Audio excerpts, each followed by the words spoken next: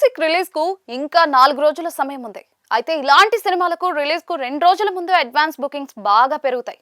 కానీ యష్ సినిమా మాత్రం bookings open చేసిన మొదటి రోజు నుంచే మంచి స్పీడ్ చూపిస్తుంది. పైగా సినిమాకు ఏ సర్టిఫికేట్ రావడంతో ఫ్యామిలీ ఆడియన్స్ లో ఒక సెక్షన్ తగ్గుతుందనే లెక్క ఉన్నా కూడా ప్రస్తుతం టికెట్ సేల్స్ లో మాత్రం దాని ఎఫెక్ట్ పెద్దగా కనిపించడం లేదు.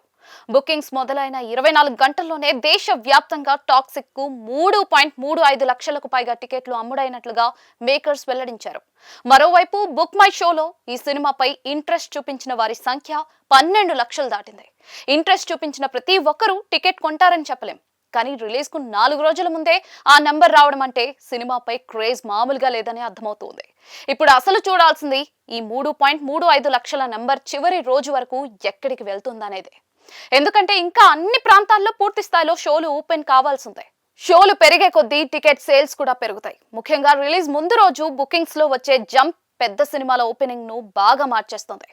టాక్సిక్ కు ఇప్పటికే వచ్చిన స్టార్ట్ వల్ల ఆ చివరి పుష్ మీద బజ్ పెరిగింది. తెలుగు రాష్ట్రాల్లో కూడా సినిమాకు పెద్ద రిలీజ్ ప్లాన్ చేస్తూ ఉన్నారు. దిల్ రాజు ఇక్కడ సినిమాను రిలీజ్ చేస్తూ ఉండటంతో థియేటర్ల విషయంలో మంచి ప్లేస్మెంట్ దొరికే అవకాశం ఉంది.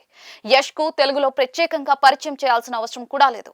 అయితే ఈసారి టాక్సిక్ పూర్తిగా కొత్త వరల్డ్ తో వస్తూ ఉంది. అందుకే తెలుగు బుకింగ్స్ ఎంత వరకు వెళ్తాయనేది కూడా డే 1 లెక్కలో కీలకం కానుంది. మరోవైపు ఆగస్టు 26న హాలిడే ఉండటం సినిమాకు కలిసొచ్చే విషయం.